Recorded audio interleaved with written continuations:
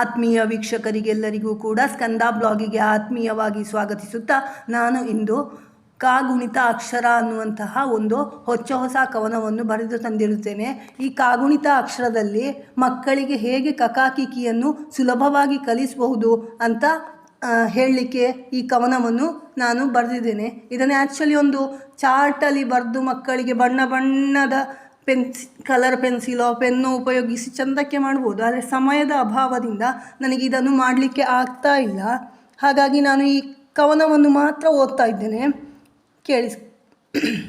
ಕರ ಹಿಡಿದು ನಡೆಸಿದ ತಾಯಿಗೆ ನಮನ, ಕಾನನದಿ ಅರಳಿಹುದು ನೋಡು ಬಾ ಸುಮನ.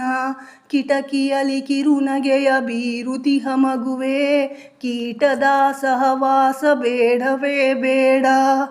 ಕುಲವಲ್ಲ ಮುಖ್ಯ ಕೂಸೆ ನೀ ಕೇಳು, ಕೃಷಿಯಹುದು ನಮ್ಮ ಬದುಕ ಬೆನ್ನೆಲುಬು. ಕೆಸರ ತುಂಬಿಹ ಕೆರೆಯ ಸ್ವಚ್ಛ ನೀ ಮಾಡು, ಕೇದಗೆಯ ಕಂಪದೋ ಕಾನನದಿ ತುಂಬಿರಲು. ಕೈಯಲ್ಲಿ ನೀರೆಯರು ಸುಮವನಾರಿಸುವರು, ಕೊಳೆ ಇರದೆ ತನುಮನವು ಶುದ್ಧವಿರಲೆಂದು. ಕೋಟಿ ಕೋಟಿ ಜನರ ಬೆಂಬಲವು ನಿನಗಹುದು. ಕೌರವನು ಭೂಮಿಯ ಆಸೆಗೆ ಕೆಟ್ಟ, ಕಂಸನು ಕೃಷ್ಣನಿಂದ ಸಂಹರಿಸಲ್ಪಟ್ಟ.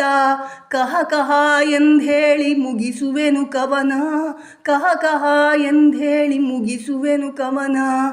ಇನ್ನು ಇಂತಹ ಶಿಶುಗೀತೆಗಳಿಗಿರ್ಬೋದು ಅಥವಾ ಸುಲಭವಾಗಿ ಮಕ್ಕಳಿಗೆ ಯಾವ ರೀತಿಯಾಗಿ ಅಕ್ಷರಗಳನ್ನು ಹಾಡಿನ ಮೂಲಕ ಕಲಿಸಬಹುದು ಅಂತ ತಿಳಿಲಿಕ್ಕೋಸ್ಕರ ನನ್ನ ಚಾನಲನ್ನು ಎಲ್ಲರೂ ಲೈಕ್ ಮಾಡಿ, ಶೇರ್ ಮಾಡಿ, ಸಬ್ಸ್ಕ್ರೈಬ್ ಮಾಡಿ ಅಂತ ಹೇಳ್ತಾ ಇವತ್ತಿನ ಬ್ಲಾಗನ್ನು ಮುಗಿಸ್ತಾ ಇದ್ದೇನೆ.